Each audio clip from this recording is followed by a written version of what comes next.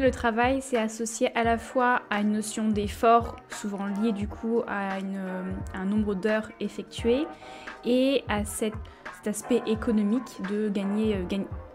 Encore une expression à la con, excusez-moi. Hein. Donc je me dis, peut-être, ouverture d'esprit, je lance une bouteille à la mer. Est-ce que le fait de moins prévoir, ou de prévoir le strict minimum des priorités, ce serait pas une solution possible à moins de déception derrière? Comme tu le fais, prendre un moment dans sa journée, en fin de journée, et se dire, ok, qu'est-ce que j'ai privilégié aujourd'hui ? Quand je fais pas ma séance de sport, qu'est-ce que je choisis ? Est-ce que ça voudrait dire que pour se sentir moins coupable de ne pas faire les choses que l'on avait prévues, il suffirait de ne pas les prévoir?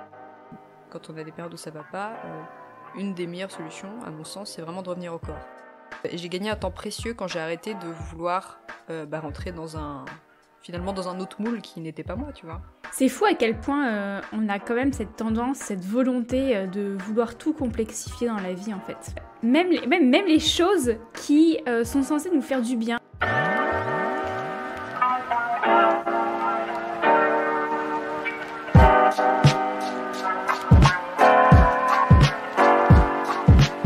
On parle d'éclosion lorsqu'un animal sort de son œuf ou lorsqu'une fleur ou une graine s'ouvre. Éclosion signifie également l'apparition, la manifestation de quelque chose qui naît, qui sort de sa coquille, de son enveloppe. Dans ce podcast, je tends le micro à toutes celles qui désirent partager leur propre éclosion, leur propre manifestation, leur naissance ou leur renaissance. Toutes ces femmes que l'on croise un jour dans sa vie, avec leur histoire, leur remise en question et leurs convictions. Santé féminine, santé mentale, troubles alimentaires ou encore mode de vie plus durable et respectueux. Elles nous racontent leur récit de vie sans filtre ni tabou. Prépare-toi à écouter l'histoire d'une femme inspirante, car oui, chaque récit de vie est source de grand apprentissage. Je suis Alexandra Portail, hôte de ce podcast. Je te souhaite la bienvenue dans Éclosion.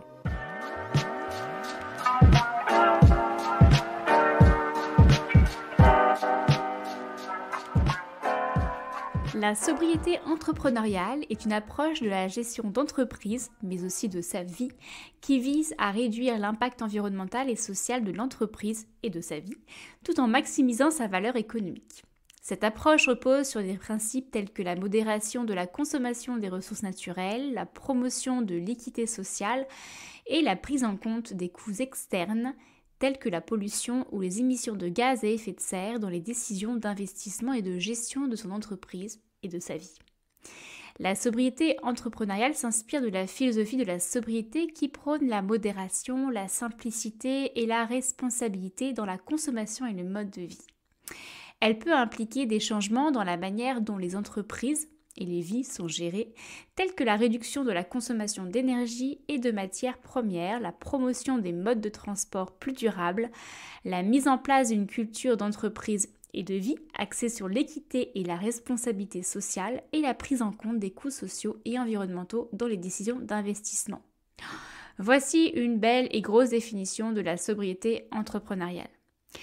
Cet épisode a pour objectif de fournir un aperçu général de la sobriété entrepreneuriale, mais plus globalement de la sobriété dans sa vie, de ses avantages, de ses défis, ainsi que des stratégies pour la mettre en pratique dans le contexte des différentes entreprises. Enfin, voilà l'objectif premier de cet épisode.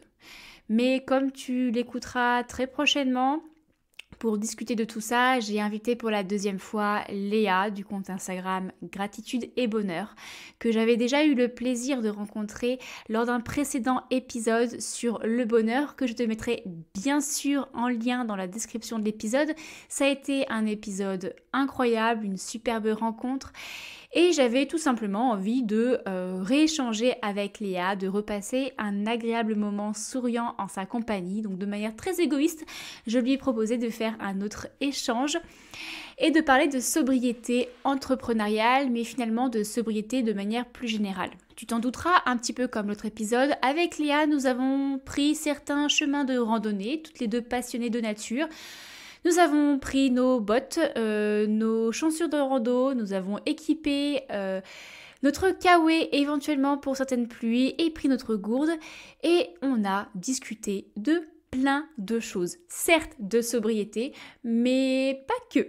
Nous avons surtout passé un agréable moment entre deux filles totalement perdues, mais également deux filles totalement passionnées par la vie, par la nature. Voici donc un très grand programme pour un long épisode que tu peux bien entendu écouter en plusieurs fois, mais aussi réécouter plusieurs fois. J'espère que cet échange te plaira. Il n'a pas pour vocation de t'apprendre forcément quelque chose. Il n'est pas à visée éducatif ni d'enseignement. Il est juste à visée de divertissement, peut-être d'inspiration et tout simplement de simplicité et d'authenticité. Je te souhaite une très belle écoute et je t'invite à rejoindre ma conversation avec Léa. Eh bien écoute, pour qu'on reste dans la spontanéité, je te propose qu'on démarre. Mais allons-y. Allons-y. Je suis trop contente d'être avec toi. Eh bien écoute, moi aussi, bonjour Léa et... Je mets des cœurs. Oh Et franchement, ça commence pour la deuxième fois, ça y est, on est déjà morte de rire. Bonjour Léa et bienvenue sur le podcast Éclosion pour la deuxième fois. Je suis très contente de pouvoir t'accueillir une nouvelle fois sur le podcast. La dernière fois qu'on s'était rencontrés, c'était pour parler du bonheur. Et j'avais passé un très très bon moment avec toi. Et du coup, j'avais envie de passer un autre très bon moment avec toi. Alors je me suis dit, mais quel sujet je pourrais bien aborder ? Et en fait, j'ai eu un sujet qui m'est venu comme ça, que je vis moi actuellement. Et... depuis quelques temps et je me suis dit en fait je pense que ça pourrait être intéressant d'en parler avec Léa et puis de repasser un super moment ensemble. Donc nous revoilà toutes les deux réunies. Alors oui, je sais pas, moi je suis en pilou, je sais pas ce qu'il fait, quel temps il fait chez toi, mais on est en plein mois de mai et moi là c'est le déluge quoi dehors, en Bretagne.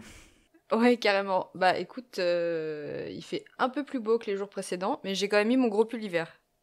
Ouais, non, mais j'ai grave froid. On va essayer de se réchauffer le cœur ensemble. Alors, déjà, Léa, comment tu vas aujourd'hui ? Bah écoute, aujourd'hui ça va. J'ai eu une période pas très simple ces derniers temps. J'en ai parlé justement hier sur les réseaux. Il y a beaucoup de choses qui bougent pour moi en ce moment et c'est pas toujours agréable. Et là ça va bien. Aujourd'hui ça va bien. Et toi ?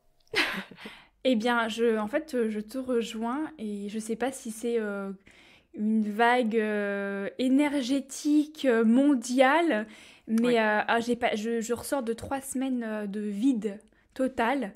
En fait, ma vie, c'est un peu des up et down, et j'étais en down complet, fatiguée, aucune motivation, aucune envie. Alors certains diront oh, elle était en dépression. Non, je pense pas que j'étais en dépression parce que la dépression, je pense que c'est bien plus intense, mais j'étais vraiment en manque total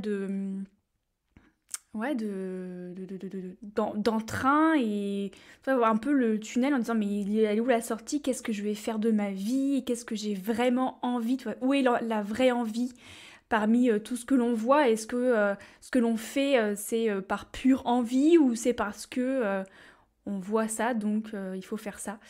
Et j'étais un peu dans ce mood-là et du coup un gros brouillard mental qui était un petit peu compliqué. Et puis là ça revient un petit peu et pareil comme toi, des changements, une sensation de cycle qui est en train de se terminer, un nouveau qui est en train de repartir, mais sans savoir vraiment à quoi va ressembler le nouveau et à quoi doit ressembler le nouveau. Donc un peu le cul entre deux chaises, on va dire. Ouais, c'est ça. C'est marrant que t'en parles parce que c'est exactement ce que j'ai ressenti. C'est exactement les mêmes questions que je me suis posées. Et j'en parlais avec une amie qui est un petit peu dans les énergies, les mouvements des planètes, etc., l'astrologie. Et elle me disait que c'était vachement ce qui se passe en ce moment pour tout le monde. Et ça m'a un petit peu rassurée, entre guillemets. Je me suis dit, ok, je vais arrêter de me demander quoi faire et je vais aller faire une séance de sport. C'est ça. Ouais, c'est rassurant. Et en même temps, c'est de se dire que c'est là où je me suis... Parce qu'en fait, dans ces moments-là, on a plein de questions et on a envie de plein de réponses parce qu'on n'aime pas rester dans les questions. Et on est des êtres humains et on aime beaucoup être dans l'action en fait et de trouver des solutions. On est très problem solver. Et en fait, durant ce trou noir, je me suis aussi dit, c'est pas dans l'action qu'on trouve les réponses. Parfois, il faut aussi pouvoir accepter qu'il faut ce vide en fait, que ce vide est nécessaire. Et arrêter de se torturer l'esprit à vouloir toujours démêler la pelote et de se dire bon ok on va juste faire en sorte que la pelote elle va rester en place pour le moment même si elle est nouée et puis on va respirer un bon coup et peut-être qu'on va pouvoir trouver après comment pouvoir enlever et tirer le premier fil une fois que l'énergie va remonter. Et c'est vrai que c'est actuellement ce qui se passe et j'en parlais hier soir avec mon conjoint qui m'a accompagnée durant ces 3 semaines de noir et effectivement, je lui ai expliqué que là, j'avais toujours les mêmes questions, mais que je commençais à avoir l'énergie pour éclaircir ce brouillard et commencer à apporter des réponses. Mais c'est pas facile de se dire ok, bah là, j'ai pas les réponses et je vais pas les chercher. Il faut pas que je les cherche, c'est pas du tout le moment pour les chercher. C'est juste le moment de tout poser et puis de laisser le temps en fait passer. Mais c'est compliqué. Ouais, c'est clair, c'est éprouvant, hein. Et ça fatigue aussi, moi en tout cas ça m'a pompé beaucoup d'énergie.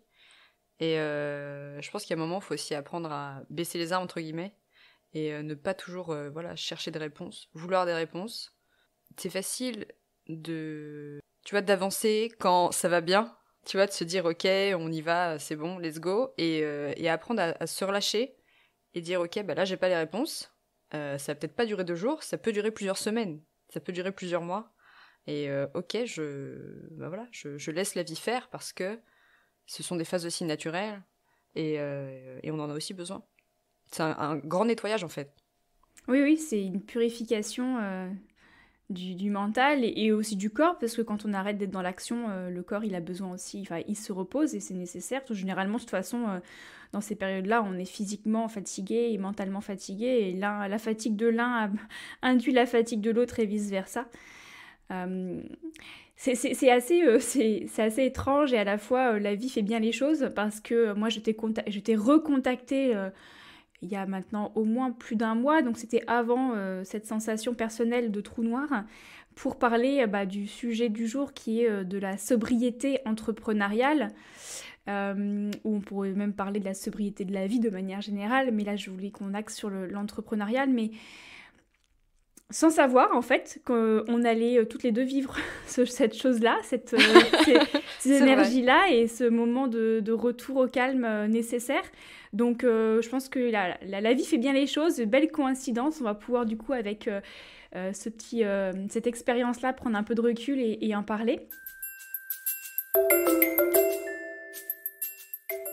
Bon, en fait, pour tout te dire, j'ai pas de grandes questions. C'est plutôt une discussion que j'avais envie de faire avec toi, de mener avec toi.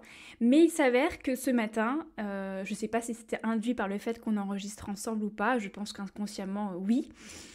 Mais pour les personnes qui me connaissent un petit peu, j'aime bien écrire mes pensées dans ma pancine d'Harry Potter. J'adore. Et du coup, donc voilà, c'est vraiment une écriture que j'appelle intuitive, hein. C'est pas des gratitudes, etc. C'est pas voilà, chercher ce qui est bon dans ma vie, même si parfois ça se transforme en gratitude, mais l'idée c'est vraiment de vider mon cerveau comme si j'allais aux toilettes. Et il s'avère que, en fait, je pense que ce que j'ai écrit pourrait être un petit peu en lien avec le sujet du jour. Alors, c'est quelque chose en général qui est assez intime, hein, ma pancine, mais là, j'avais envie voilà, commencer ou continuer la discussion, à partager ce que j'avais écrit, et pourquoi pas peut-être rebondir sur ça et voir si c'est quelque chose, toi, qui te parle. Est-ce que ça te dit ? Ah mais carrément, avec grand plaisir. Est-ce que ça vous dit, ceux qui nous écoutent ? Eh ben, on va dire que oui. Ouais. Full ouais, en délire. Allez. Alexandra. Alors, par où je vais commencer ? Je vais pas forcément tout lire, mais tout lire. Donc, juste pour mettre dans le contexte, j'ai écrit ces mots, en fait, le temps avant qu'on enregistre ensemble. Sachant que j'ai été en retard à notre rendez-vous, hein, j'ai décalé, on devait se rejoindre à 10h. J'ai dit 10h15 parce que j'ai mon conjoint qui fait des bricolages et que ça faisait du bruit. Du coup, Du coup, je vais tout le dire. C'est pas très très long, hein, voilà. C'est comme ça que vous aurez du contexte.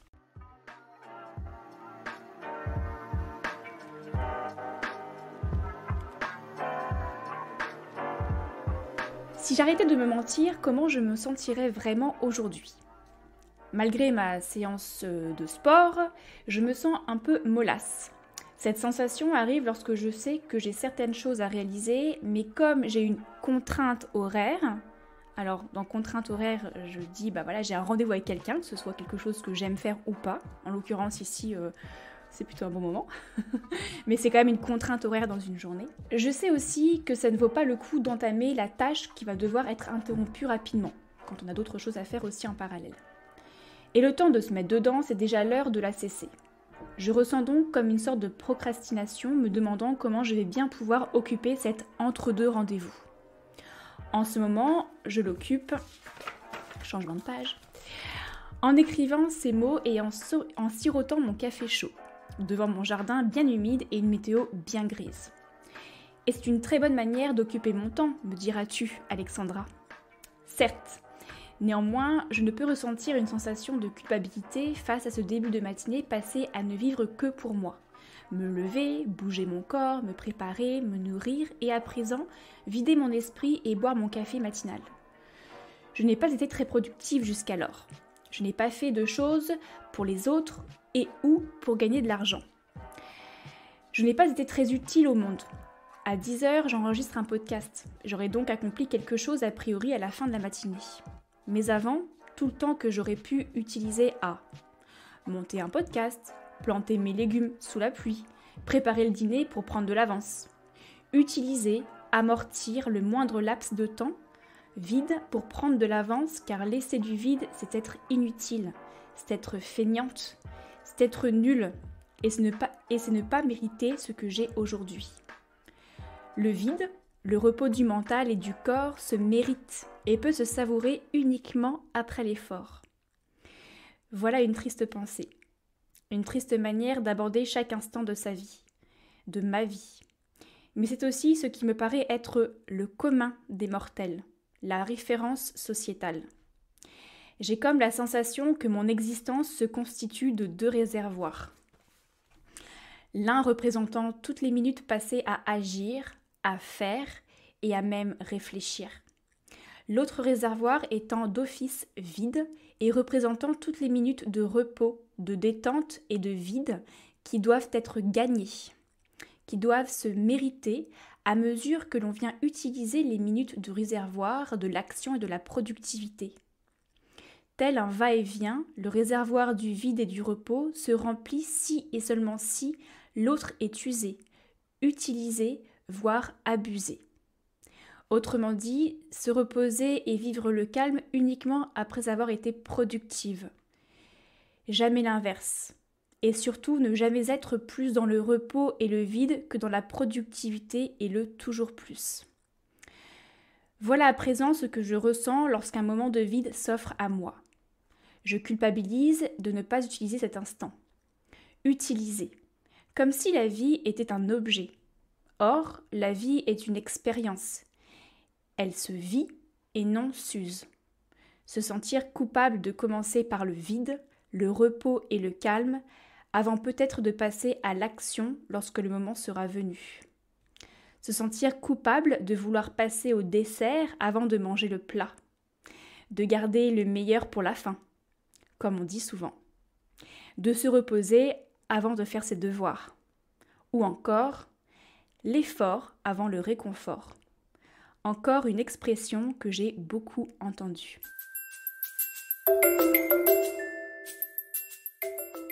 Voilà mes sensations et mes ressentis du jour, un mélange entre ce que je vis profondément et ce qui est ancré en moi depuis toute mon enfance et toute ma jeune vie d'adulte, et en même temps cette prise de recul et cette prise de conscience aussi sur la vie, le fait qu'elle ne s'use pas mais qu'elle doit se vivre, et du coup une bataille un peu entre ces deux mondes. Est-ce que tu as des choses des choses à dire par rapport à ça, à partager ou pas du tout? Est-ce que je suis folle, Léa? Non, pas du tout. Ça me parle beaucoup. J'aurais pu écrire ces lignes. C'est à la fois beau et triste, je trouve. Et en même temps, ça vibre très fort en moi. On a, on a cette, pas capacité, mais on associe beaucoup le rien, ne rien faire, se reposer, à vraiment une récompense, comme si c'était quelque chose qui se méritait. Et, et dire qu'on n'a rien fait de sa journée, de sa matinée, de sa semaine, de ses vacances, c'est presque honteux. Alors que on en a besoin. On en a besoin. Et depuis quelque temps, moi, je programme des phases de vide dans mon agenda. Je me bloque des après-midi, des fois des journées. Je ne programme rien. Je fais ce que j'ai envie de faire. Si c'est aller me promener, je le fais. Si c'est bosser, je le fais. Si c'est regarder mon chien et mon plafond en étant mélancolique pendant 4 heures, je le fais. Et je m'oblige à le faire parce que c'est pas naturel pour moi. Et quand vient de la fin de la journée et qu'on discute de la journée qu'on a eue avec mon compagnon, il y a une part de moi qui est encore honteuse, tu vois, de dire voilà, je me suis reposée ou j'ai pas été super productive, etc. Comme si la productivité c'était associé à l'action, alors que c'est super important de se reposer, de rien faire et quelque part de revenir à soi. Et quand tu fais rien, entre guillemets, hein, rien, finalement, ça te laisse le temps de penser et de revenir à toi, ce qui est à l'intérieur de toi. Et c'est super important. Et souvent, on veut être dans l'action aussi pour ne pas faire face à ce qui se passe en nous. On va tranquillement peut-être se diriger vers le sujet que je t'avais proposé, à savoir la sobriété entrepreneuriale. Alors moi j'ai fait mes petites recherches et dans l'introduction vous aurez entendu la définition que j'ai trouvée, mais je vais te la répéter en tout cas en partie. J'ai vu que la sobriété entrepreneuriale se définissait comme quelque chose qui s'inspire de la philosophie de la sobriété, bon jusque-là tout va bien, qui prône la modération, la simplicité et la responsabilité dans la consommation et le mode de vie. Elle se concentre sur la création de valeur à long terme en privilégiant des modèles économiques plus durables et équitables plutôt que sur la recherche de profit à court terme. Donc ça, c'est une définition très axée business. Et notamment, je pense qu'il parlera peut-être aux personnes qui sont donc entrepreneurs, qui sont à leur compte. Parmi les personnes qui nous écoutent, je sais que c'est le cas pour certaines d'entre elles, mais pas forcément toutes. Et moi, j'ai une conviction en moi, c'est que entreprendre, c'est bien plus large que l'entrepreneuriat du business. On peut entreprendre sa vie tout en étant salarié, on peut entreprendre sa vie tout en étant effectivement à son compte.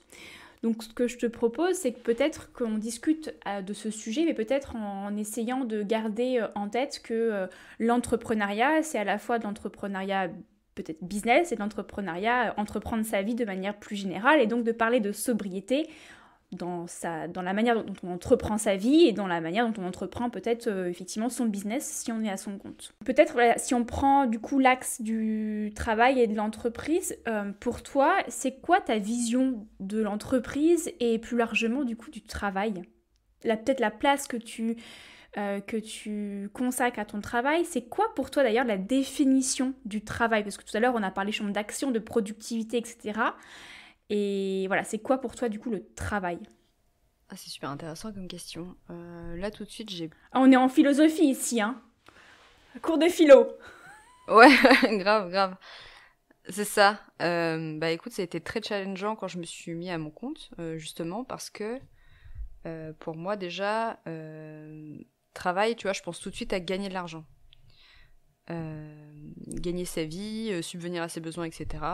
Et pour moi, c'est quelque chose qui était vachement ancré en moi comme quelque chose de faut bosser. Si t'es à ton compte, il faut y aller, quoi, tu vois. Tu peux pas bien gagner ta vie si tu travailles pas comme une malade, si tu fais pas des heures de fou, si tu t'investis pas corps et âme, et s'investir corps et âme, c'était associé à faire beaucoup d'heures, tu vois, par exemple. Donc tu vois, je suis encore en train d'essayer de déconstruire ça parce que c'est pas simple hein, de se défaire de ses croyances et surtout quand on démarre un business, ça me met face à plein de choses difficiles et qui viennent me challenger. Donc je suis encore en train d'essayer de me détacher de cette image-là, parce que en soi, on peut travailler beaucoup d'heures, mais brasser beaucoup de vent et ne pas faire rentrer d'argent. Il n'y a pas de corrélation entre le nombre d'heures travaillées et l'argent gagné. J'essaie encore de me familiariser avec cette idée. Et ça me challenge beaucoup. Ça me challenge beaucoup parce que il y a encore quelques temps, parce que mon entreprise est très jeune, hein, je pouvais travailler le week-end. Là, tu vois, au mois de mai, parce que je regarde pas les infos, etc., les premiers jours fériés, mais j'avais complètement zappé. Pareil. Genre, tu vois, je savais pas. Genre, mon mec était à la maison, je lui ai dit, mais qu'est-ce que tu fais? C'est ça. Pourquoi t'es là? Je comprends pas. Bah, c'est férié. Ah, d'accord. Et tu vois, il y a des trucs que j'ai complètement zappé comme ça, tu vois. Et ça me challenge beaucoup. Franchement, ça me challenge beaucoup. Et donc, en fait, pour toi, si je comprends bien, le travail, c'est associé à la fois à une notion d'effort, souvent lié du coup à un nombre d'heures effectuées, et à ce gain financier, à cet aspect économique de gagner, encore une expression à la con, excusez-moi, hein, de gagner sa vie. Voilà, c'est ça, Voilà. exactement. C'est comme ça que j'avais ma vision un petit peu du travail, déjà en tant que salarié, de base. Et là, avec l'entrepreneuriat, il y a des choses qui se sont vachement accentuées. En tout cas, je me sentais pas méritante si je bossais pas comme une ouf. L'impression de perdre mon temps dès que je prenais un petit peu de repos, etc. Parce que il fallait que je travaille. Tu vois, si tu travailles pas, tu fais rien, quoi. Tu sers à rien. Ça fait un petit peu écho avec ce que t'as dit au début, hein, carrément. C'est pour ça que je t'ai dit que ça vibrait en moi, parce que c'est des réflexions que je me suis faites et que je me fais parfois encore, on va pas se mentir. C'est vrai que moi, quand j'ai aussi commencé mon activité, et c'est encore chez moi, hein, forcément on entend, oui, quand vous allez être à votre compte, il va falloir travailler effectivement beaucoup, pas compter ses heures, sinon vous n'allez jamais être rentable, réussir et pouvoir vivre de votre activité. Et donc du coup accomplir ce qui pourrait être un rêve pour certains. Et du coup, on en est amené à effectivement ne plus avoir de notion de temps, voire même des fois se dire il faut absolument que j'occupe mon temps pour me convaincre que je sers à quelque chose et que je suis productive pour mon entreprise, même si des fois on n'a pas forcément d'idée, ni l'envie, ni rien. Et ce qui fait que du coup, on n'a même plus de repères temporels, à savoir effectivement les week-ends. Bon, en fait, moi, c'est quand mes clients me disent qu'on est samedi, dimanche, sinon moi je sais pas. Les jours fériés, c'est pareil, etc. Et à contrario, ce qui est compliqué, c'est de se dire, effectivement, quand on n'a pas de repères temporels comme ça, on peut être amené à travailler le samedi, dimanche, mais parce qu'on est à notre compte, donc on peut aussi faire ce qu'on veut, en gros. Ça dépend après quelle entreprise on a, bien entendu. Des fois, il y a des entreprises où on a beaucoup plus de repères temporels, hein. Mais par contre, quand on a besoin ou l'envie de se prendre un mardi off, tout de suite, quand on a été surtout salarié avant, on se dit non, j'ai pas le droit, on est mardi. Attends, mardi on travaille normalement. Et en fait, on se retrouve à pas vraiment avoir des moments vraiment off, comme tu disais tout à l'heure, où tu prends l'après-midi pour toi en te disant voilà, c'est un moment de vide dans mon agenda, quoi. Donc ça, effectivement, moi c'est quelque chose aussi que j'ai pas mal que je vis encore d'ailleurs, hein. Mais je culpabilise un peu moins maintenant d'avoir un emploi du temps un peu hors du commun, où je me convainc que je culpabilise un peu moins. En le disant, je sais pas trop. Ah, ça, on pourra en parler. Parce qu'il y a une différence entre se dire non, c'est bon, j'ai conscience, je culpabilise pas, c'est moment pour moi, je l'ai quand même mérité. Et puis en fait, au fond de soi, c'est pas si ok que ça. Parce qu'à la fin de la journée, on sent quand même ce petit nœud au ventre en disant ah ouais, c'est vrai, qu'est-ce que j'ai fait aujourd'hui à part aller cueillir des fleurs, quoi. C'est ça, t'es pas aussi fière, entre guillemets, que quand t'as eu ta journée où t'as été productive de dingue. Clairement. Et c'est là que tu sens qu'il y a encore une petite partie de toi qui est pas tout à fait ok avec ça. Ouais. En tout cas, moi, c'est comme ça que je le ressens. Ouais. Quand je sais qu'à la fin de ma journée, je me dis ok, c'est bien, j'ai pris le temps pour moi, super, ok. Mais en même temps, je me sens pas aussi comblée, entre guillemets, que quand j'ai été productive de dingue, que j'ai fait des actions pour faire rentrer de l'argent, parce qu'une entreprise, faut faire rentrer de l'argent, on va pas se mentir les gars, on n'a pas des associations. Et je me sens pas aussi comblée, pas aussi fière de moi. Donc je sais que, tu vois, il y a une part de moi qui bloque encore là-dessus. Oui, que la sensation d'accomplissement est corrélée avec le nombre de tâches que l'on fait, quoi. Ouais, exactement. Genre ma to-do list est immense, waouh, je suis trop contente, je suis trop fière, quoi. Ouais, Et j'ai pris du temps pour moi et je me dis ok, c'est bien, c'est bon pour moi, j'en ai aussi besoin, mais en même temps, il y a ce petit truc qui fait que tu sens que t'es pas à 100% ok avec ça, tu vois. Et après, là où je voudrais faire le parallèle quand même avec les personnes peut-être qui sont pas à leur compte, mais qui sont salariées, mais qui travaillent aussi, comme en plus nous on l'a été, donc je pense qu'on peut quand même bien penser, enfin en tout cas s'immerger dans cet univers-là. Tu parlais de travail lié à la notion d'argent, mais moi je reste persuadée que le travail ça va bien au-delà que l'argent. Pour moi il y a plein de choses, en fait d'ailleurs je parle même plus de travail, je parle effectivement on parlait tout à l'heure de choses que l'on fait, de to-do list, il y a des choses que l'on fait qui ne sont pas forcément derrière, ne vont pas engendrer derrière un gain financier. Mais je prends une personne qui est salariée et qui travaille peut-être, on va dire, du lundi au vendredi. Donc là, 5 jours dédiés 100% pour gagner de l'argent à son entreprise. Samedi, dimanche, moi pour le voir auprès de mes clients, et mes clientes surtout, on pourrait dire c'est le repos. Mais non, en fait, c'est le rattrapage de toute la semaine. C'est le ménage, c'est les enfants, c'est même pour le coup faire du sport pour elles, mais du coup c'est quand même à faire. C'est plein de choses, c'est voir les amis, c'est préparer à manger pour les amis, c'est ta. Et en fait, pour moi, ça fait partie du travail aussi. C'est pas forcément derrière, ça engendre pas forcément un gain financier, mais c'est quand même des moments qui demandent et qui requièrent de l'énergie, qui en fait ne permettent pas de gagner en énergie. Alors j'entends bien que voir des amis, on gagne en énergie, mais par contre, c'est quand même potentiellement prendre des heures de sommeil pour soi, c'est peut-être prendre du temps aussi à préparer les choses, à organiser mentalement cette fameuse charge mentale. Et donc en fait, on peut aussi avoir le même cas auprès de personnes qui sont salariées et qui en fait, oui, elles travaillent 5 jours par semaine, mais en fait c'est 7 jours sur 7 qu'elles sont dans l'action. C'est très humain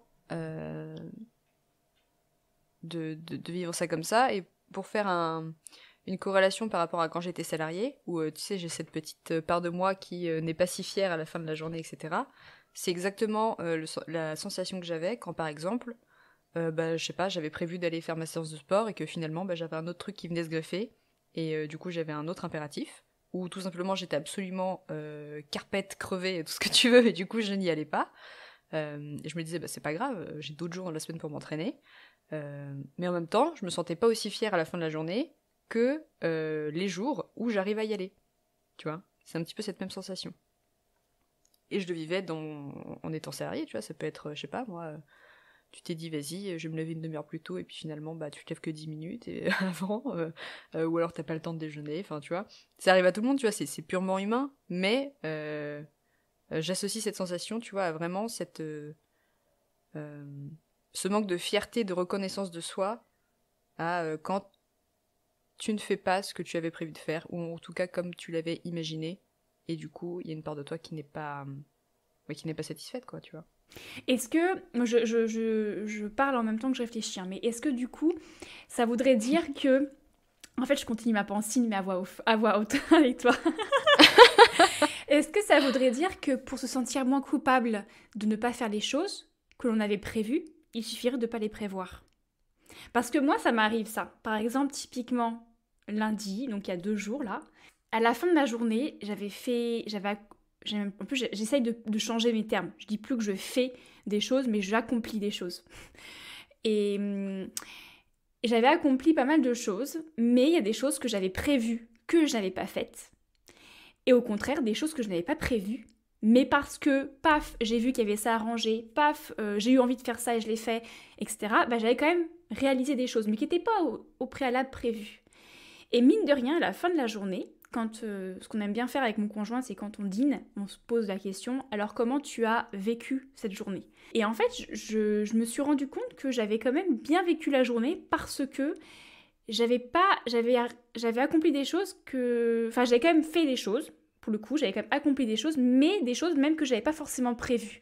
Et donc, comment dire, en fait, je me suis sentie quand même plutôt allégée, même si toute ma to-do list initiale n'avait pas été cochée. Donc je me dis, peut-être, ouverture d'esprit, je lance une bouteille à la mer. Est-ce que le fait de moins prévoir, ou de prévoir le strict minimum des priorités, ce serait pas une solution possible à moins de déception derrière? Parce que moi, je dis toujours que moins on a d'attente, bah forcément, moins on a de déception. On peut pas être déçu de quelque chose qu'on n'attend pas. Et du coup, bah en fait, je suis en train de dire que la to-do list, c'est à mettre à la poubelle, quoi. Alors ça dépend pour qui. Alors, moi, tu vois, j'aime bien les to-do list. Ouais. Je pense que ça m'aide à me vider l'esprit. Et à Comme ça, je organiser sais un que, tu vois, minimum quand même. Voilà, c'est ça. Et je sais que j'ai pas à y penser parce que c'est écrit sur le papier et du coup, il n'y a pas une part de moi qui se dit pense à faire ça, pense à faire ça, pense à faire ça. Ça permet vraiment de s'alléger et de se vider la tête, c'est super intéressant. Par contre, on peut trouver aussi le bon équilibre entre c'est pas parce que toute ta to-do list n'est pas cochée que t'as rien fait, ou c'est pas parce que t'as fait autre chose que ça compte pas, tu vois. Et c'est aussi apprendre à se regarder différemment. Et justement, comme tu le fais, prendre un moment dans sa journée, en fin de journée, et se dire, ok, qu'est-ce que j'ai privilégié aujourd'hui ? Quand je fais pas ma séance de sport, qu'est-ce que je choisis ? Est-ce que je choisis, je sais pas si c'était un impératif, je sais pas moi, aller chez le dentiste ou chez le médecin parce que c'était pas prévu ? Est-ce que j'ai dû aller récupérer Michel alors que c'était pas prévu ? Est-ce que c'est mon travail qui m'a pris plus de temps que prévu ? Ou est-ce que je me suis choisie et j'ai décidé de me reposer, de faire autre chose, une autre activité qui me nourrit aussi, à savoir se reposer aussi, c'est se faire du bien, plutôt que faire ma séance de sport. Donc plutôt mettre son focus, tu vois, non plus sur ce qu'on n'a pas fait, mais ce qu'on a choisi de faire à la place, tu vois. Ou même si c'est une obligation, tu as choisi ton obligation, tu as choisi de mettre la priorité sur ce qui était urgent et ce qui était impératif pour toi aujourd'hui. Et ça, on le fait tous, tu vois. Donc c'est vraiment apprendre, arrêter de se dire j'ai pas fait ma séance de sport. Bon, je parle beaucoup du sport parce que c'était une torture mentale pendant des années de mon côté. Parce que, je vais prendre ma casquette de naturopathe, c'est est-ce que as-tu vraiment choisi la bonne activité? Et le mot sport, attention, synonyme d'effort, de transpiration, de douleur.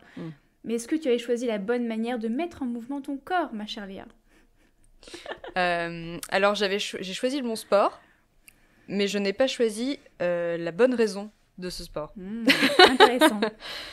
C'est ça. Parce que là, j'ai repris. C'est la musculation, à savoir, pour ceux qui nous écoutent et qui s'en tapent le coquillard, je vous le dis quand même. J'adore la musculation. Et j'ai arrêté pendant des années pour faire autre chose, etc. Bon, après, j'ai vachement diversifié mon activité physique. Là, je fais beaucoup plus de sport en extérieur. Je fais énormément de randonnées, de marches. Là, je vais me mettre à l'escalade. Enfin bref, tu vois, j'essaie vraiment plein de choses. Et en même temps, j'adore aussi la musculation. Tu vois, j'adore soulever des poids, je me sens puissante. J'adore ça. Tous les gens qui y a dans la salle, je me dis putain, je pourrais les soulever, c'est trop bien. J'adore ça, vraiment, ça me fait beaucoup de bien.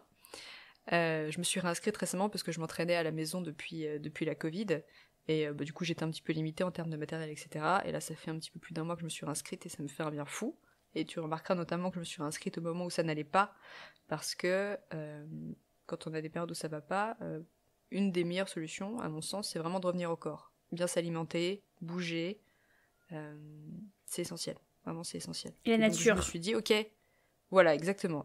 Passer du temps en nature. Moi, j'ai mon assistante Balou, là, mon chien. Je passe beaucoup de temps dehors avec elle, ça me fait beaucoup de bien.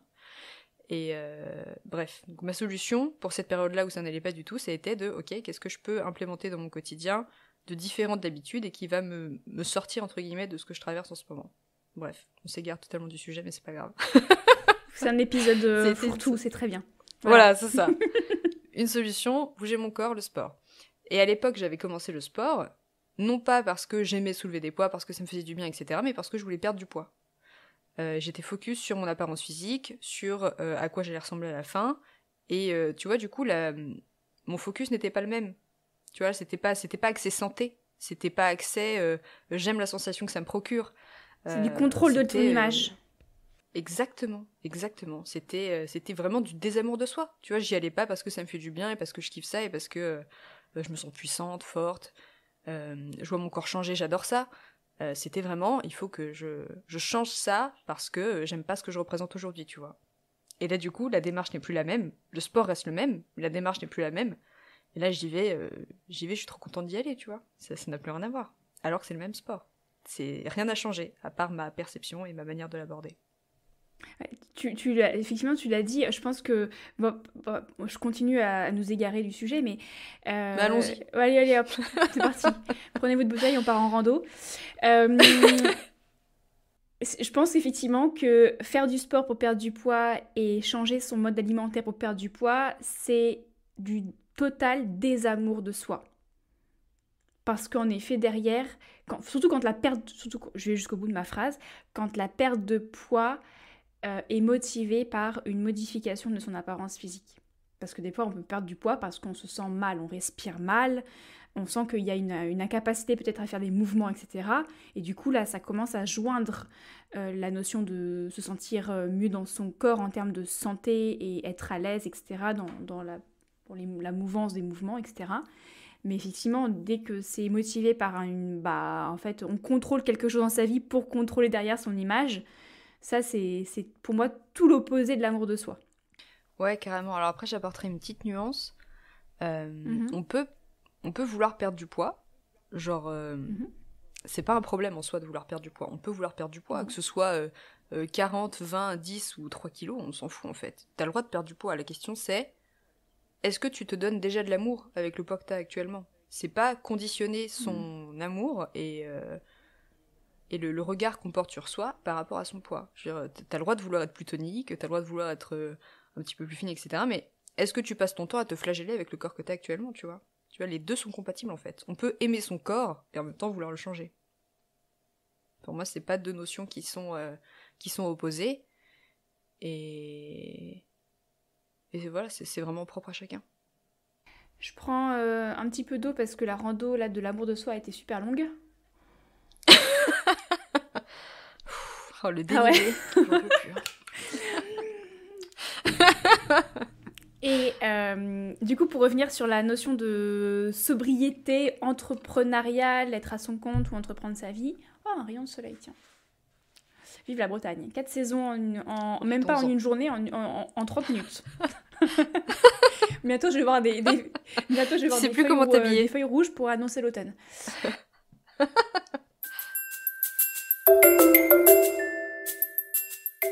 Petit intermède musical pour te rappeler qu'il t'est possible de soutenir ce podcast et de le faire rayonner autour de toi en le dorant d'une note 5 étoiles sur Apple Podcast ou Spotify et en y associant ton commentaire.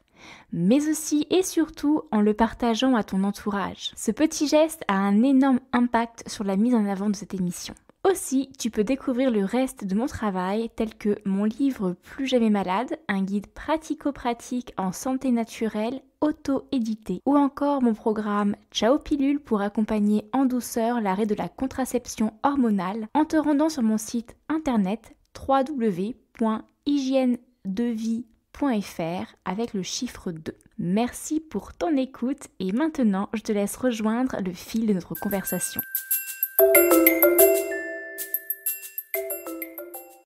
Du coup, si je reprends sur la définition de la sobriété entrepreneuriale, c'était la notion de simplicité, la notion de consommer justement, de prendre des décisions autrement que par la recherche du profit à court terme, etc. Est-ce que, du coup, avec cette notion-là, est-ce que toi, tu dirais que tu es dans une démarche de sobriété entrepreneuriale? Peut-être pas pour l'instant. Alors disons que quand j'entends sobriété entrepreneuriale, pour moi, c'est vraiment, tu vois, essayer de revenir un petit peu à l'essentiel. Tu vois, le mot sobriété, ça me fait vraiment penser à ça. Essentiel, ouais, vraiment juste ce dont on a besoin. Tu vois, parce que quand on parle entrepreneuriat, tout de suite on veut, on veut un petit peu tout. Tu vois, tu commences petit, mais tu veux tout de suite le matos de ouf. de fonctionner comme si t'avais une équipe alors que t'es tout seul et les gars que tu regardes ils font ça depuis 5 ans et ça bombarde de ouf et ça y va, tu vois. Donc pour moi, sobriété entrepreneuriale, c'est, je l'associe vraiment à l'essentiel et la simplicité. C'est ce que j'essaie de faire dans mon business.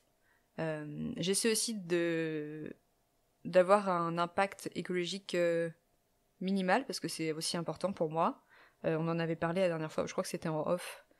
Tu vois, mes programmes, je les propose exclusivement au format audio, pas vidéo, pour que ça ait moins d'impact. Tous mes dossiers, je les compresse. Enfin, tu vois, c'est du détail, mais mis bout à bout, tu vois, c'est les petits gestes que moi je fais et qui sont importants pour moi. Et, euh, et c'est comme ça que je le vis actuellement. Est-ce que, du coup, tu parlais de sobriété, pour toi, ça passait par notamment la simplicité. Euh, Qu'est-ce que tu fais aujourd'hui pour simplifier ton entreprise? Et puis après, on pourra peut-être parler de simplifier ta vie de manière générale, puisqu'on peut dire entreprendre sa vie, comme je l'ai dit tout à l'heure. J'adore. Alors j'ai arrêté de vouloir me comporter comme si j'avais une multinationale. C'est-à-dire que tu vois, je suis dans des groupes business, etc. Et enfin, même sur les réseaux, je suis beaucoup de gens qui ont des entreprises et compagnie. Donc tu vois, c'est des gens qui font des process, qui ont tu vois, des anglicismes de fou. Enfin tu vois, genre, j'ai arrêté, j'ai gagné un temps fou. Et j'ai gagné une énergie folle quand j'ai arrêté de vouloir faire comme eux parce que j'en suis pas à ce stade en fait. Et même s'ils disent oui, mais ça te ferait gagner du temps plus tard, etc. Ok. Pour l'instant, me faire gagner du temps, c'est me concentrer sur l'essentiel et ce qui va faire avancer mon business.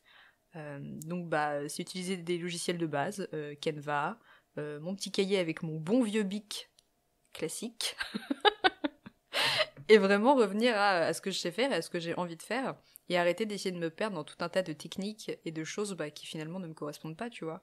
Moi, je suis pas du genre à prévoir un plan sur 10 ans, voilà. Je suis pas du genre à faire des process, à avoir 36 applications ou 36 logiciels pour gérer mon entreprise. Moi, j'aime bien tout faire sur mon cahier et pas sur Notion. On Ah voit oui. partout. Non, mais tu vois, et c'est... Ouais, c'est comme ça, moi, que je le vis, et j'ai gagné un temps précieux quand j'ai arrêté de vouloir rentrer finalement dans un autre moule qui n'était pas moi, tu vois.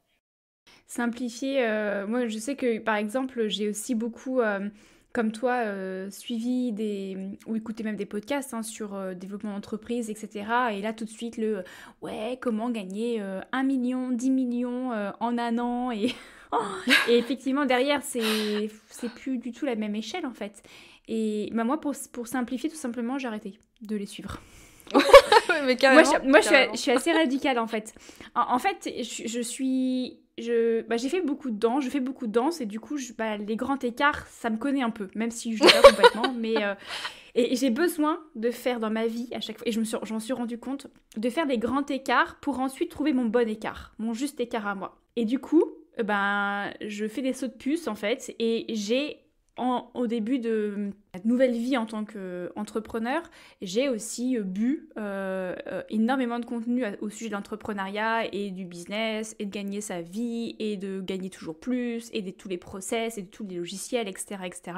Un peu usé et en fait pour me rendre compte que effectivement c'était pas pour moi et du coup après hop j'en suis revenue et là j'en suis à l'autre phase où bon c'est bon j'ai acquis certaines connaissances mais c'est pas pour moi donc du coup j'arrête de consommer en fait ces personnes-là, ces contenus, plutôt les contenus de ces personnes, parce que aujourd'hui je sens que ça me pollue plus et que ça me culpabilise plus que nécessaire. Ouais, c'est génial. Et je fais aussi beaucoup sur les réseaux. Euh, ou même quand j'ai des confrères et des consoeurs, j'adore les appeler comme ça, euh, où j'ai tendance à un petit peu me comparer, etc. Même si c'est des gens qui de base me font du bien, je coupe tout. Tu vois, j'arrête de consommer. Et là, c'est pareil, les 90% des podcasts que j'écoute, j'ai arrêté de les écouter, parce que là, je suis dans une phase où ça me fait plus de mal que de bien.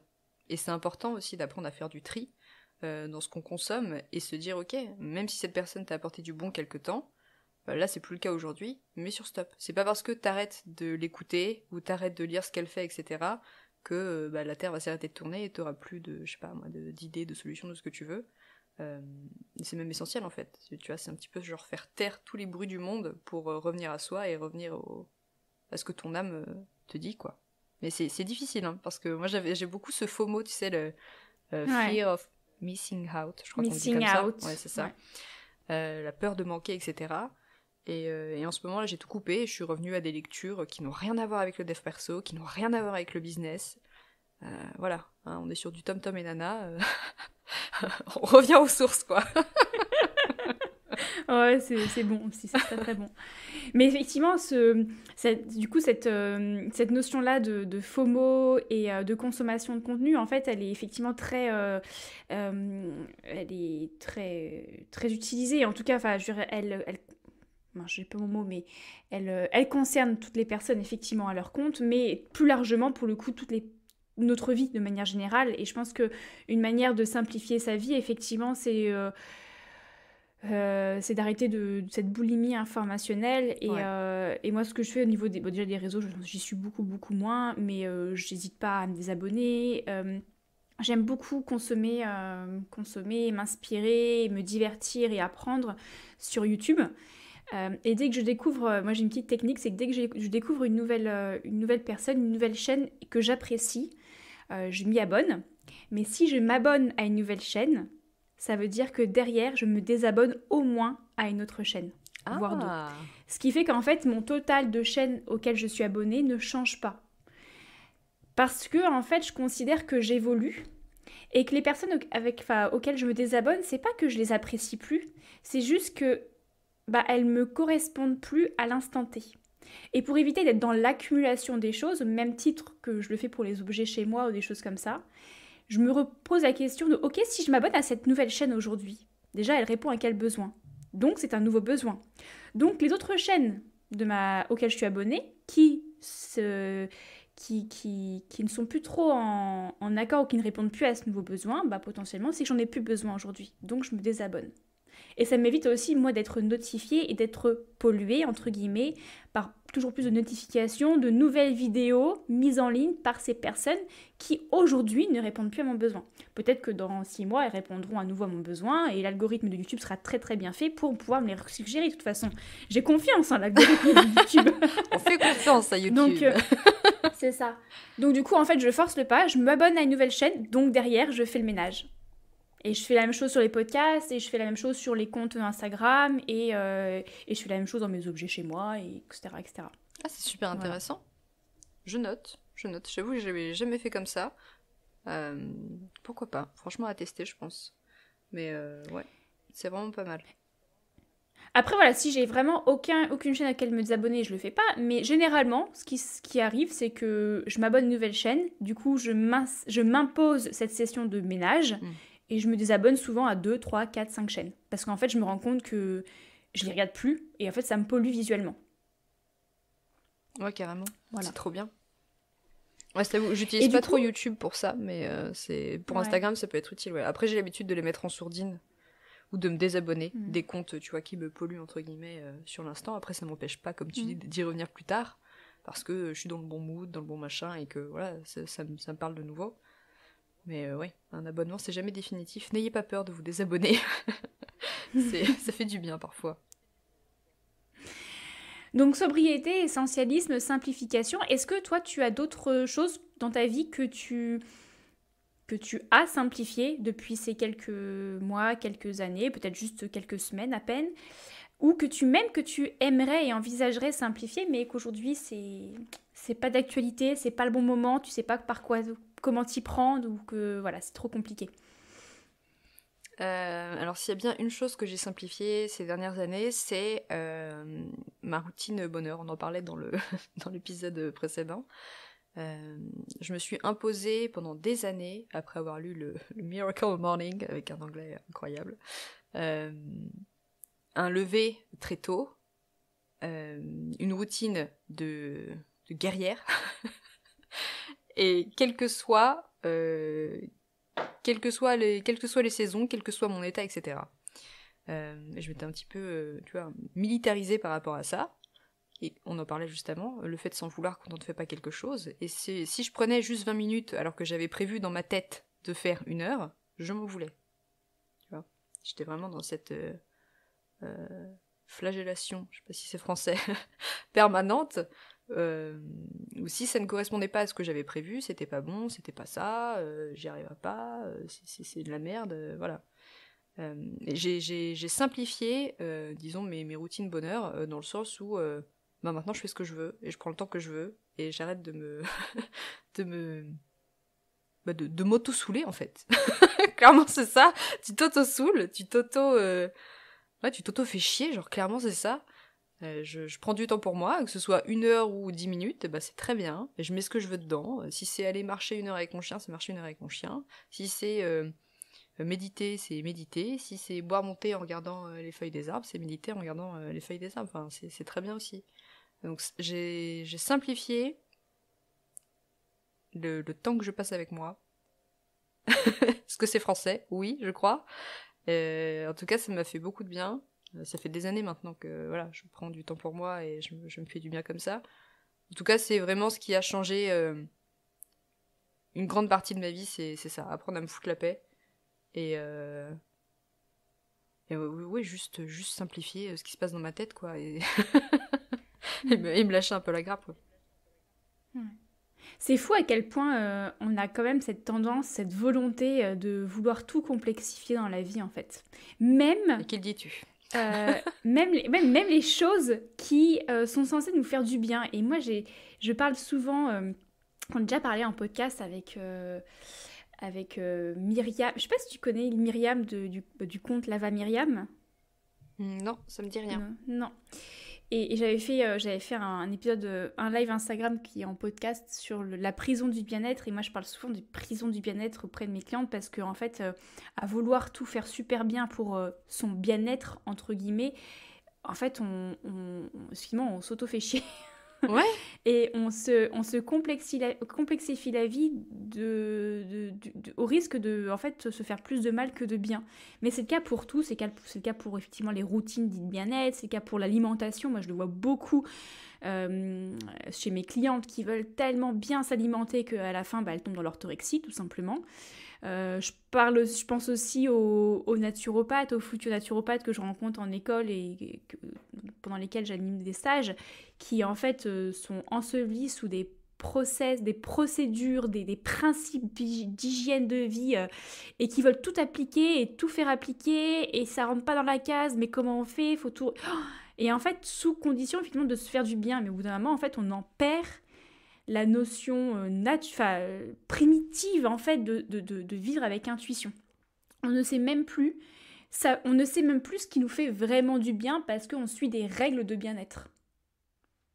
Ça c'est assez hallucinant. Mais je dis ça avec force et vigueur, hein, mais je tombe dans le piège aussi souvent. Alors après, j'essaye de prendre du recul, mais ça m'arrive aussi, hein. Carrément.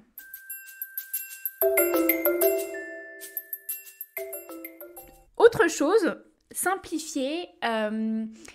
Qu'est-ce que tu non, d'ailleurs pour finir sur ça, est-ce qu'il y a d'autres choses que tu aimerais simplifier dans ta vie ou dans ton entreprise, ou dans ta posture de chef et de businesswoman, que tu n'as pas encore simplifié? Là tout de suite j'ai rien qui me vient à l'esprit. Mais j'ai sûrement beaucoup de choses. sûrement pas mal de choses.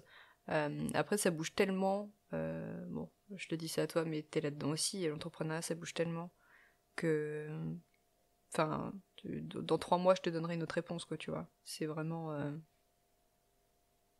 C'est de la découverte de soi, en tout cas pour moi, l'entrepreneuriat. Beaucoup. Et en tout cas, ça fait aussi bouger pas mal de choses dans ma vie personnelle. C'est-à-dire, tu veux en parler? On est en séance de psy, hein. Non, je déconne. Oh, ouais, c'est ça. Non, mais tu vois, ça vient challenger sur la confiance que je me porte, sur ma capacité à faire face aux échecs, ma capacité à poser mes limites aussi avec mes clientes, ma capacité à dire non quand on me sollicite et que finalement ça vibre pas et il y a une part de moi qui se dit ouais mais si c'était une opportunité, enfin tu vois. FOMO. Voilà, ouais, voilà, exactement. Ça me challenge vraiment beaucoup. Vraiment beaucoup. Ma capacité aussi à me foutre la paix et à prendre du temps pour moi et à, et à conscientiser que j'ai le droit de prendre du temps pour moi et que c'est aussi bénéfique. Et ça change aussi ma relation à l'argent, ma relation au travail. On en parlait au début de cet épisode et c'est très enrichissant. En tout cas, personnellement, c'est très enrichissant. Et même si, je sais pas, ça devait ne pas tenir sur le long terme, entre guillemets, si on peut appeler ça tenir sur le long terme, c'est une aventure qui m'aura appris énormément de choses sur moi, dans tous les cas. Et c'est très beau, en fait. C'est très beau parce que, tu vois, c'est un petit peu comme comme si t'enlevais des couches à chaque fois, tu sais, tu passes un petit peu au stade supérieur.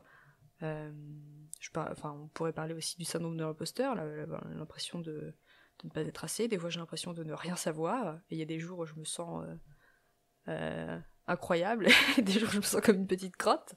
Enfin, tu vois, humainement parlant, c'est une vraie aventure. Et j'en apprends vraiment énormément sur moi. Et j'ai, en tout cas, le sentiment que j'ai, c'est que ça me fait passer à des stades vraiment, vraiment puissants, tu vois. Je sais pas quand est-ce que je les aurais atteints dans ma vie personnelle si j'avais pas fait face à l'entrepreneuriat aujourd'hui. Enfin, si je ne vivais pas l'entrepreneuriat aujourd'hui. Et aussi derrière du coup la sobriété entrepreneuriale dans un sens très, très, très général, tu as nommé la notion de capacité à dire non.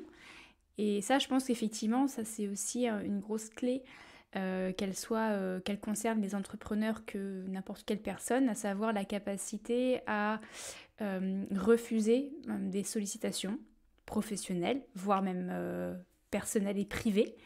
Pour moi, c'est une grande manière aussi de simplifier son existence pro, existence perso. C'est de se dire, il y a des choses auxquelles aujourd'hui je n'ai pas envie de faire face. Des amis que j'ai pas envie de voir, pas parce que je les aime pas, mais c'est juste que là j'ai pas envie. Des sollicitations professionnelles en disant oui, peut-être que ça va me faire gagner de l'argent, mais est-ce que ça rejoint profondément ce que j'ai envie de faire? Est-ce que ça correspond aussi au rythme de vie que j'ai actuellement en termes de charge de travail?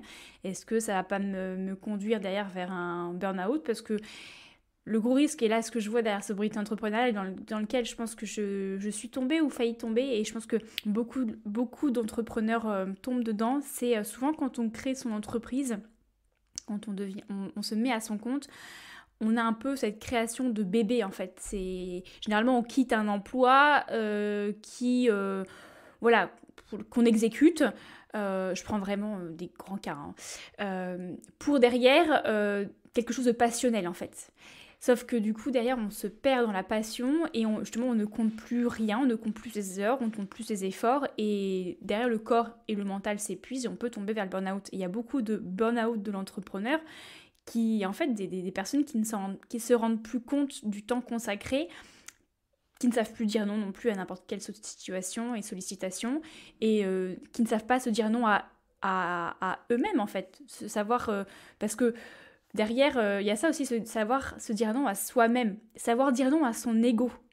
C'est-à-dire, j'ai plein d'idées, je suis créative, j'ai envie de faire ça va fonctionner, ça va engendrer ça va plaire à telle personne, c'est logique, c'est pertinent. Mais derrière, en fait, on ne fait que accumuler. Et en plus, cette notion de il faut toujours faire ça plus vite parce que sinon, on va manquer l'opportunité. Si je fais ça pas aussi vite que l'autre personne, derrière, ça va pas fonctionner. Et en fait, on se retrouve à accumuler plein de choses et finalement, c'est cette capacité à se dire non à soi-même, je pense qu'elle est encore plus compliquée que dire non à quelqu'un d'autre. Moi, je sais que dire non à mon ego, parfois, waouh, c'est pas simple du tout, quoi. Oui, carrément. Il est très fort, le coco.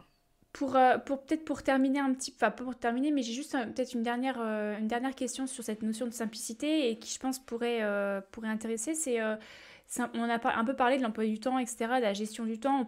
Tu parlais de travail, tu parlais tout à l'heure, que pour toi, travail était aussi corrélé à une notion de nombre d'heures, d'efforts en termes d'heures, etc. Est-ce que pour toi, la sobriété entrepreneuriale, ça passe également par une autre manière de gérer ton temps? Si oui, laquelle? Par quoi t'es passé? Oui. Oui. Je suis passée, comme on en parlait, à des journées hyper axées travail finalement. Tu vois, autant quand j'étais salariée, tu vois, je faisais mon petit 8h 17h. Avant, je prenais un petit peu de temps pour moi. En rentrant, j'allais à la salle de sport, où j'allais faire ci, j'allais faire ça, etc. Et là, j'étais passée en mode full 24 heures. Genre, c'est mon travail, tu vois. Genre, j'avais plus Tu vois, j'avais encore mes petites routines du matin, etc. Mais mon sport, je le calais quand, les sorties, ne serait-ce qu'avec mon mec, je les calais quand, etc. Tu vois, j'étais vraiment en mode full dédié travail. Comme s'il y avait plus que ça qui existait et que de toute façon, c'est normal, tu vois. Je suis au début de mon activité, donc je dois me donner à 300%. Lol. Tu vas mourir si tu fais ça. Et de toute façon, si tu veux tenir sur le long terme, ça passe aussi par le respect de soi et apprendre à prendre du temps pour soi, quoi, tout simplement. Donc j'ai réintroduit le sport, j'ai réintroduit d'autres activités, finalement comme quand j'étais salariée, tu vois. Je me cale des horaires, j'apprends aussi à un petit peu plus écouter mon rythme parce que, par exemple, j'adore travailler le matin, et le matin très tôt, et c'est aussi l'avantage de l'entrepreneuriat. Si je me mets à travailler je sais pas moi, à 6h du matin, personne va me dire c'est trop tôt, qu'est-ce que tu fais au bureau, tu vois, genre c'est très bizarre. Et c'est aussi apprendre à me caler sur mon propre rythme, et finalement caler mes zones de productivité et de génie par rapport à mon rythme, etc. Et ça c'est super intéressant. Mais en tout cas, c'est ne pas oublier de prendre du temps pour soi parce que c'est primordial en fait. Vraiment, faites des activités hors de votre travail. C'est super important. Vous n'êtes pas votre travail. On n'est pas son travail, on n'est pas son activité. C'est assez difficile à assimiler parce que tu as utilisé le terme petit bébé tout à l'heure, mais c'est vraiment ça parce qu'on finalement on met notre énergie, il y a un petit peu une part de nous dans ce qu'on fait.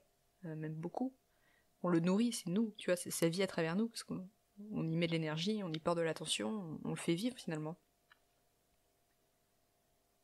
Mais cette énergie, elle n'est pas illimitée, et elle est là uniquement parce qu'on prend soin de soi en fait. Donc vraiment, faites d'autres choses. Faites d'autres choses.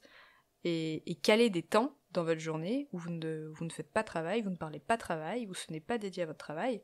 Là, j'ai réintroduit des sorties avec mon compagnon parce que j'ai remarqué que même ça, c'était corrélé à un petit peu quand j'avais le temps, tu vois. Et j'ai pas envie que le temps que je passe avec mon mec, c'est quand j'ai le temps. Je veux prendre du temps avec mon mec parce que c'est une part importante de ma vie aussi, mon couple. Et je veux pas que ce soit... Attends, il y a mon chat qui veut rentrer.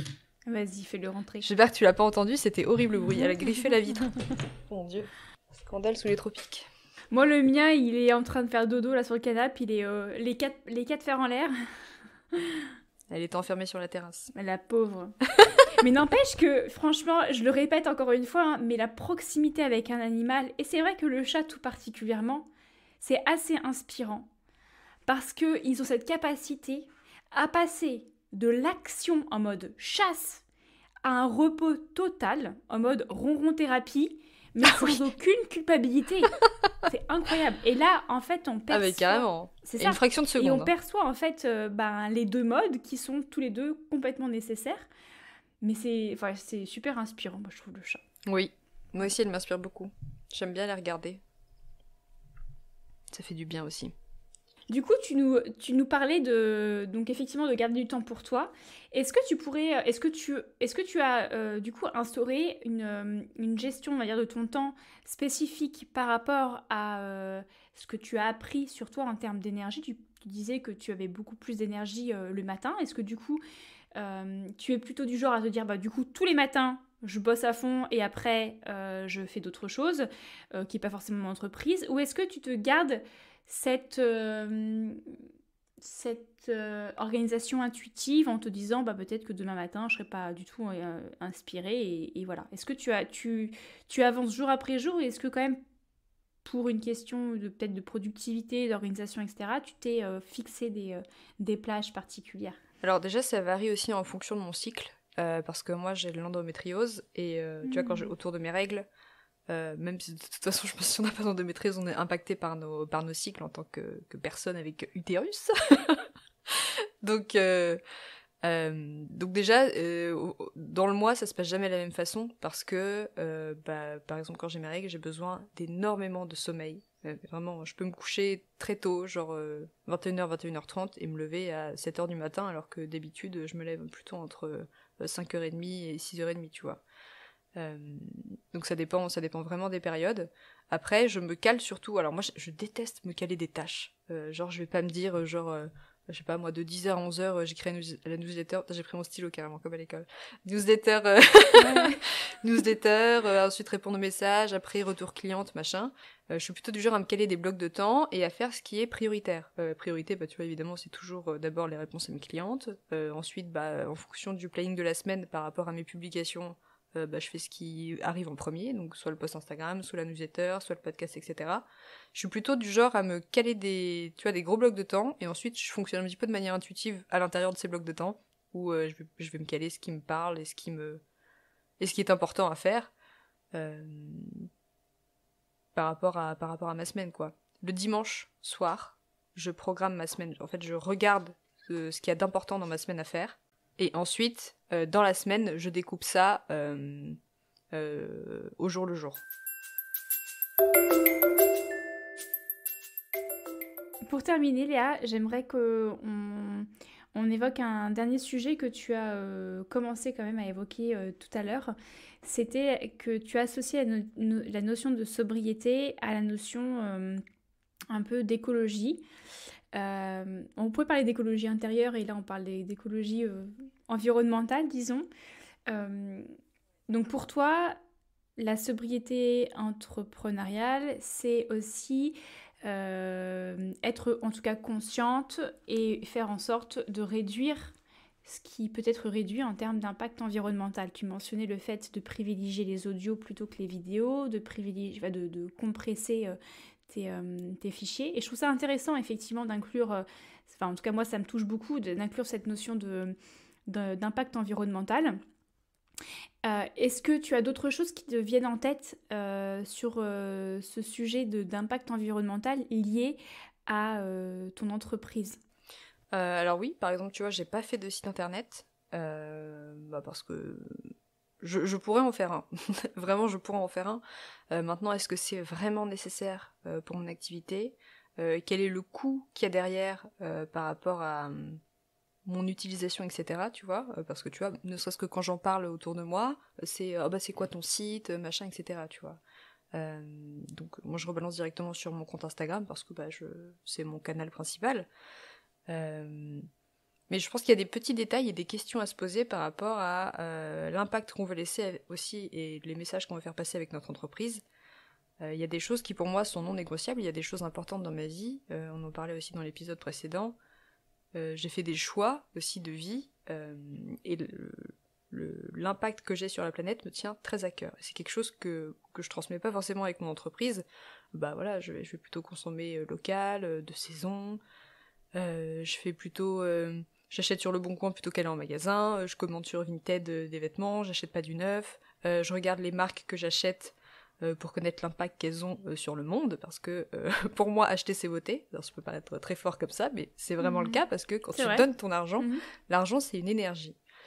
Et l'énergie c'est aussi du pouvoir. Moi demain, je sais que je veux atteindre un certain chiffre d'affaires parce que je veux impacter le monde, parce que je veux impacter les causes qui me tiennent à cœur, et voilà, c'est quelque chose que j'ai envie de faire et qui me prend en trip, tu vois. Et quand on donne notre argent à des marques qui ne respectent pas nos valeurs, finalement, tu vois, à quoi ça sert, tu vois. Donc, tu vois, c'est des détails qui font que dans la vie, dans ma vie personnelle, c'est très important pour moi. Et c'est quelque chose qui prend une grande part dans mon quotidien, du coup.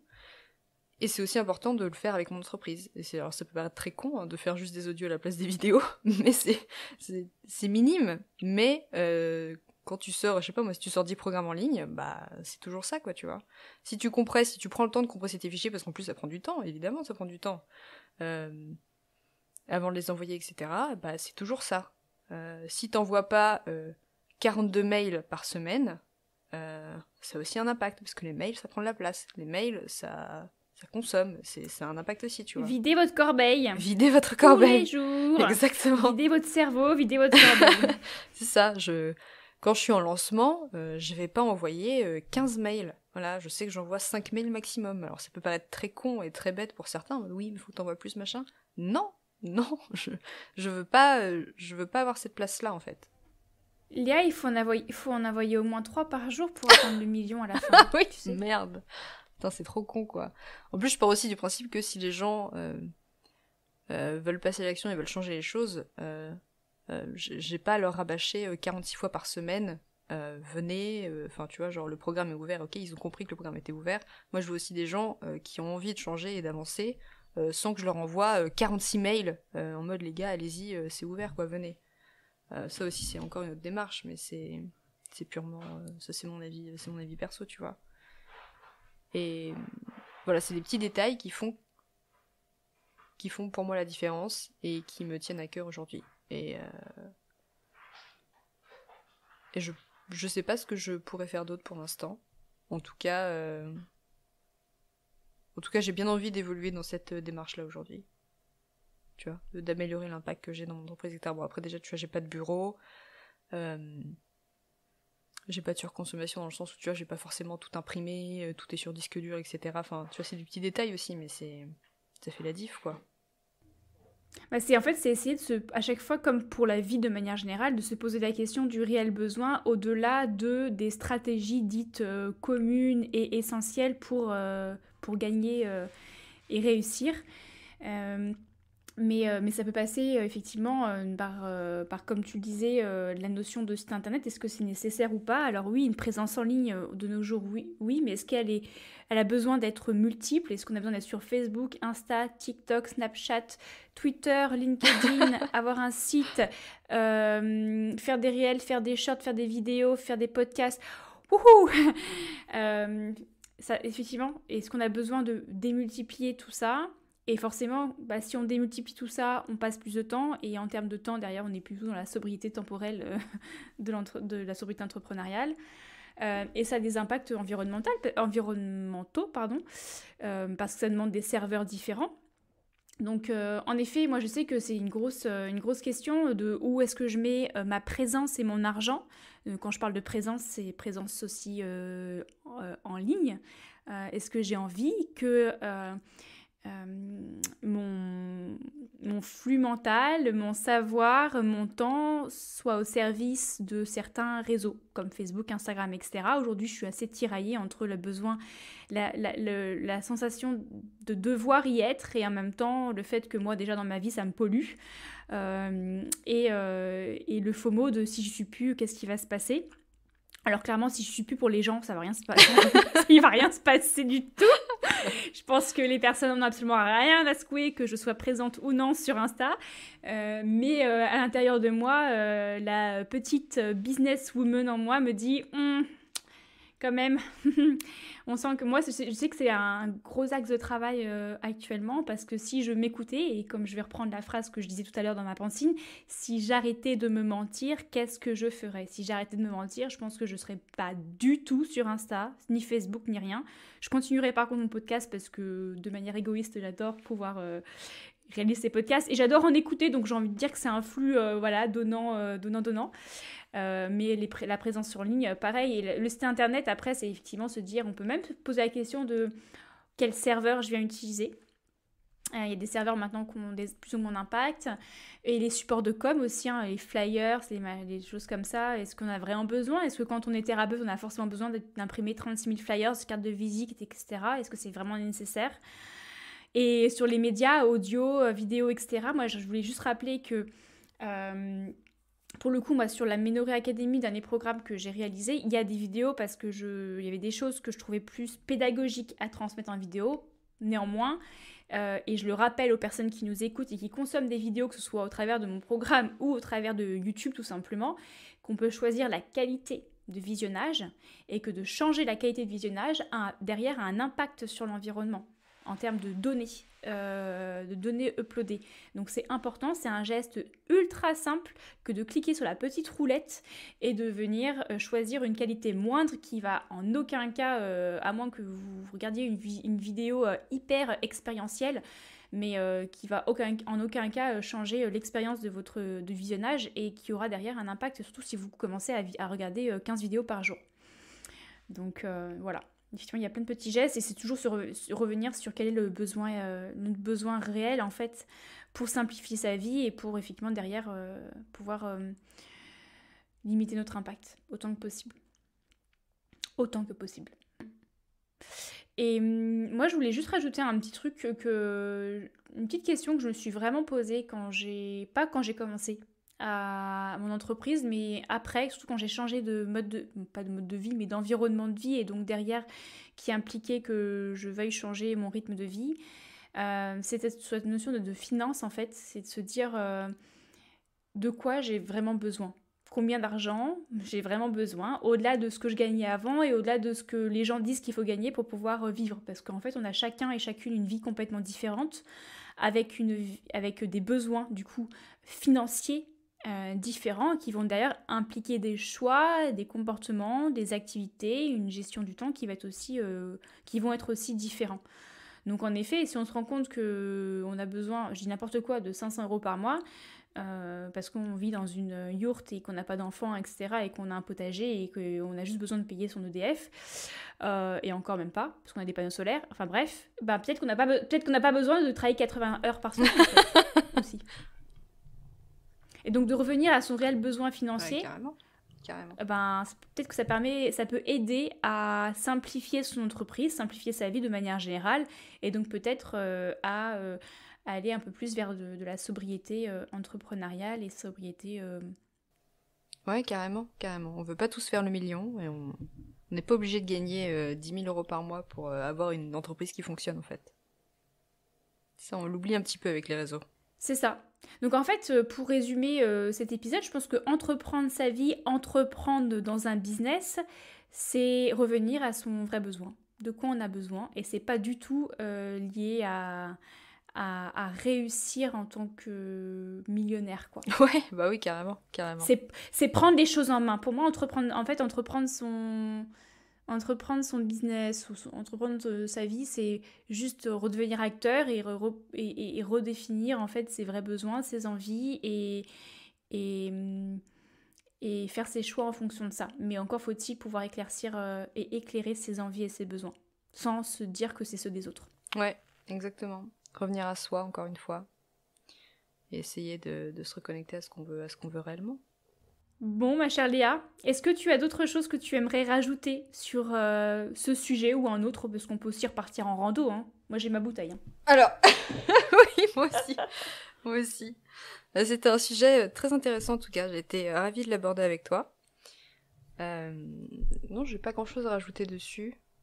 Si ce n'est que, voilà, l'important c'est vraiment d'apprendre à s'écouter, faire des choix en conscience et apprendre à un petit peu faire taire tout ce qui se passe autour de soi pour vraiment se reconnecter à ce qu'on veut vraiment. Parce que moi, j'ai fait des choix parce que c'est ce qui se faisait à côté, que ça avait l'air de marcher et au fond, vraiment, si je m'écoutais vraiment, ce n'était pas ce que je voulais. C'est compliqué de vraiment savoir ce que l'on veut au fond. Enfin, moi, je sais pas si tu partages la chose, mais moi, je sais que j'ai vraiment du mal. Je commence à savoir qu'il y a une différence entre ce que je pense être bien et ce que je pense être bien au travers de ce que la société me dit et ce que moi, j'ai vraiment envie de faire. Mais d'avoir, par contre, la réponse de qu'est-ce que j'ai vraiment envie de faire, c'est encore un gap supplémentaire qui est compliqué. Mais cet échange n'avait pas pour but de vous donner les 10 clés de la sobriété entrepreneuriale à succès. C'était un échange en toute simplicité et sobriété pour peut-être partager toutes les deux nos éventuels conseils si on en a, mais surtout remise en question, expérience... et peut-être crainte aussi qu'on se trimballe pour peut-être derrière engendrer d'autres questionnements chez vous qui nous écoutez. Si vous avez aussi des questions qui vous trottent par l'esprit, n'hésitez pas à nous les partager. Je pense que, en tout cas moi ça me ferait un plaisir, je serais contente, je sais pas, ça me ferait un plaisir, ça sera un plaisir de pouvoir soit apporter des éléments de réponse, soit ne serait-ce que me dire que je suis pas la seule dans ce cas-là. Et puis n'hésitez pas également à aller contacter Léa sur son compte Insta, du coup. Et oui, gratitude et bonheur, vous pouvez me parler, moi j'adore parler, donc il n'y a pas de souci. Posez-moi des questions, venez dire bonjour, vous serez bien accueillis. Très bien accueillis avec le sourire et la pêche. Oui.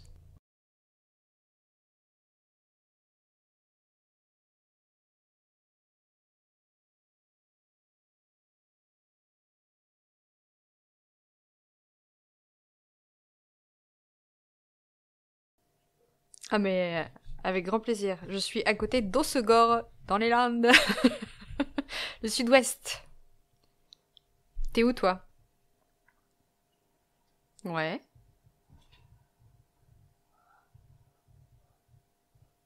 Ah bah c'est à côté de la maison, hein. Ah bah oui, carrément. Je suis à une petite demi-heure en voiture, même pas, hein.